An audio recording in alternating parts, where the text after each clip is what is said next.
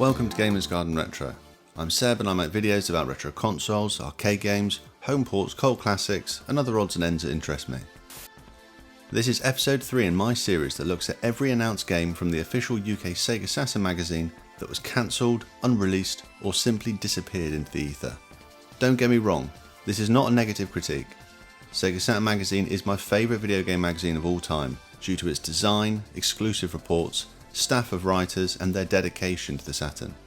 Looking back now though, it's interesting to see how many more games were reported on than would actually be released on the console, and it makes for an important part of the story of the Saturn's poor fortunes in the UK and West in general. I suggest watching the first 2 episodes in this series if you haven't already. Would really appreciate a subscribe to the channel, a listen to the new Gamers Garden Retro podcast, and if you follow me on Instagram. I'm working hard to try and produce interesting videos more often, and every bit of your support helps me along the way.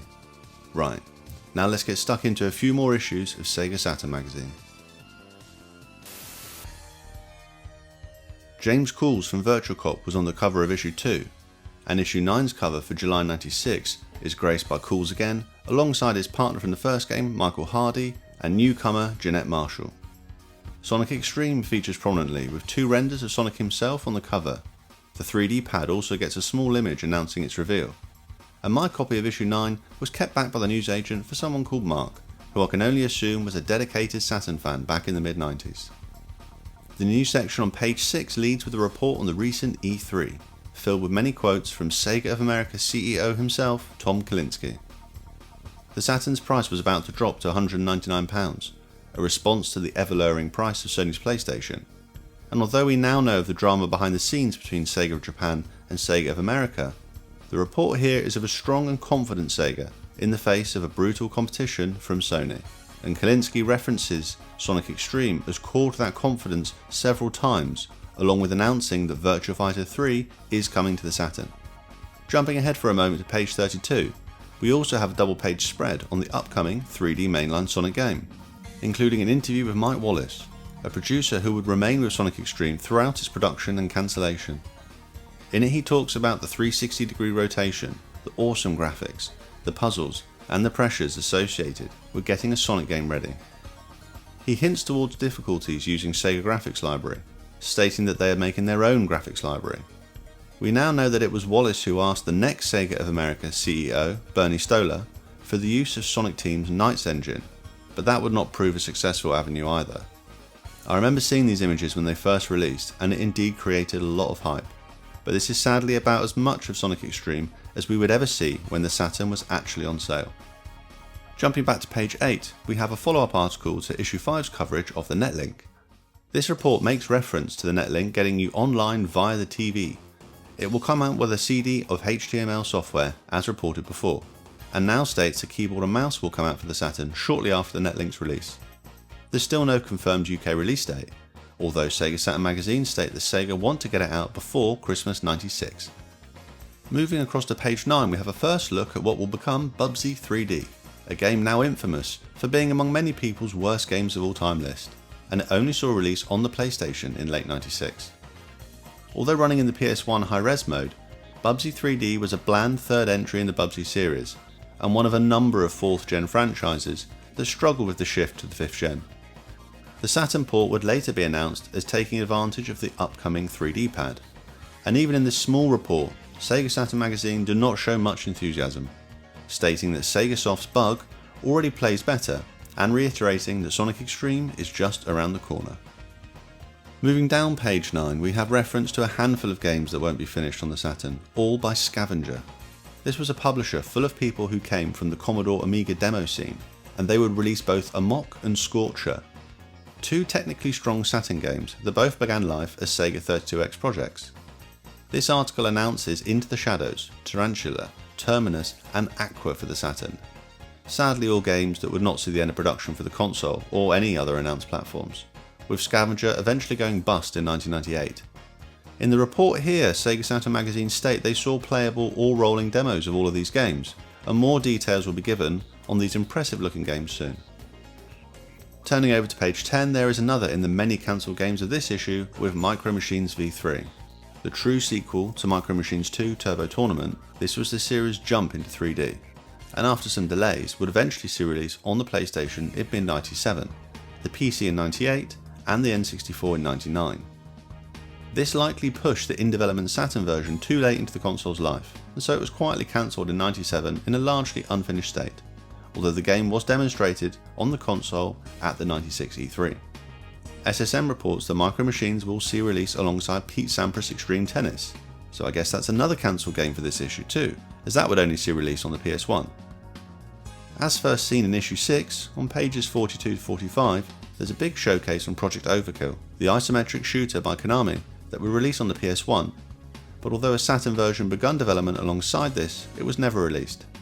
This showcase dives right into the gameplay and design, with a few interesting quotes from some of the game's producers, although I expect the many screenshots here are likely from the in-development PS1 version. Finally, in issue 9, turning over to page 46, there is a one-page showcase on Kumite. I remember reading in PlayStation magazines at the time about this game too, by 47 Tech, developer signed by Konami. Kumite would be their debut game with the Saturn, and from what I can tell the only game attached to the company at all. This martial arts one-on-one fighting game was in a very early state as of this article, and although Sega Saturn Magazine were clearly quite excited about the game already, the project wouldn't go much further than this. Now if we add up each of the eventually unreleased or cancelled titles mentioned in this issue, we hit a new personal best of 10 games. Well, let's see what's inside the next issue.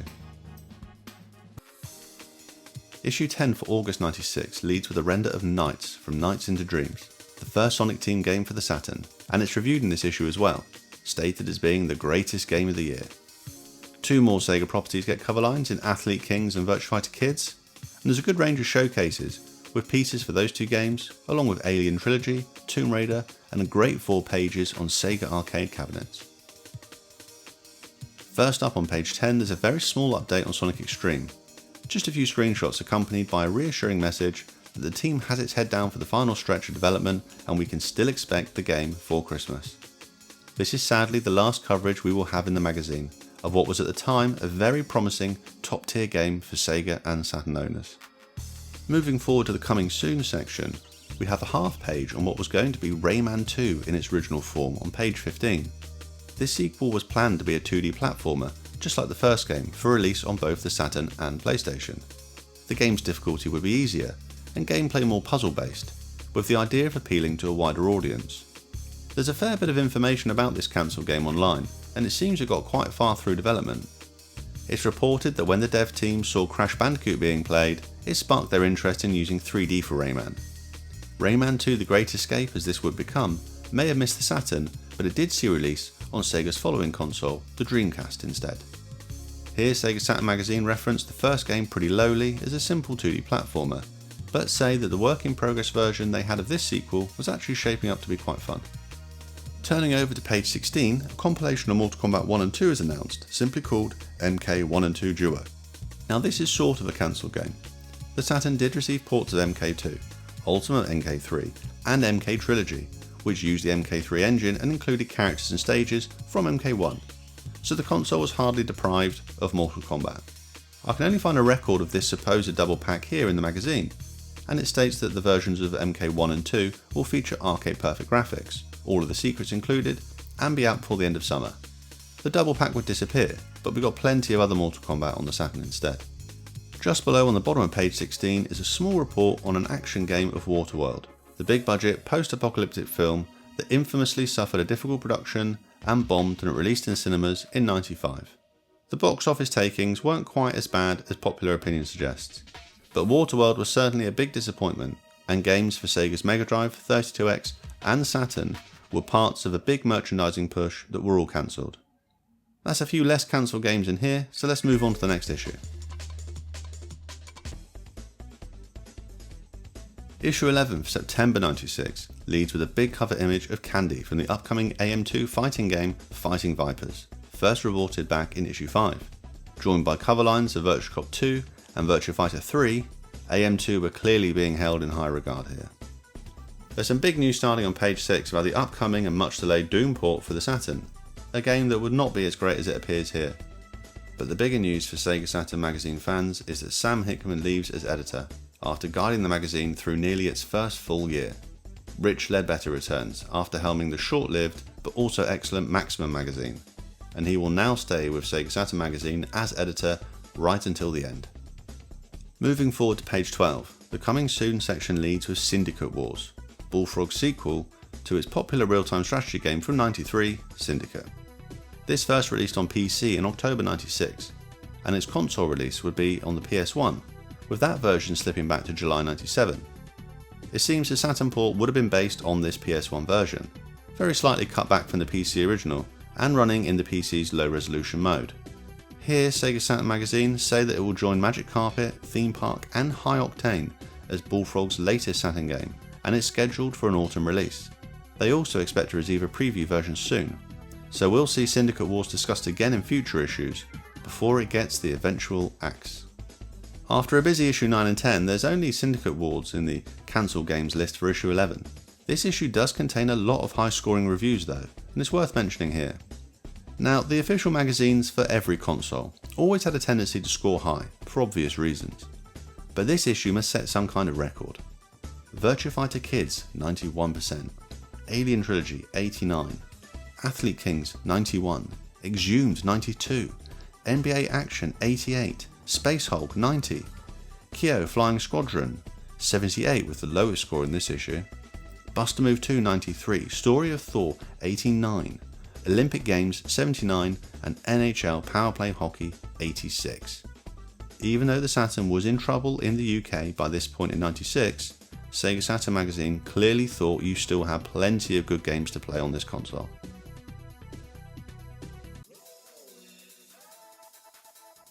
Our last issue for this episode is issue 12 for October '96, and it has a big rendered image and just one cover line for Daytona USA Championship Circuit Edition. It also came with the magazine's next demo disc, Sega Flash Volume 2, that included a decent selection of games to play, the highlight being 2 levels of Nights into Dreams. Turning to page 10, there is a small but very sad announcement that the major first-party 3D platformer Sonic X-treme has been cancelled for the Sega Saturn. We now know of the awful troubles during the entire development cycle for this game, and the cost it had on the game's team, and how multiple setbacks and restarts actually meant Sonic X-treme never got that close at all to being finished. I still think there was a game in there that looked exciting and would have made for an interesting way to play as Sonic.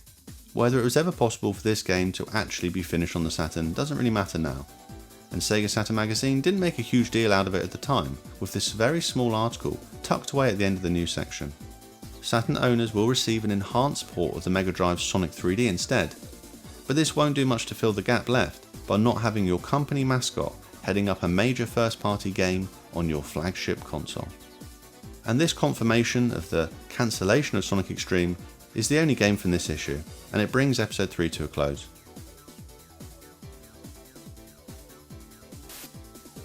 My takeaway here is that issues 11 and 12 marked the point where the magazine dug in for the long haul, with Rich Ledbetter taking over as editor from Sam Hickman. There will be highs and lows to follow, but the Sega Saturn had been out in the UK for well over a year.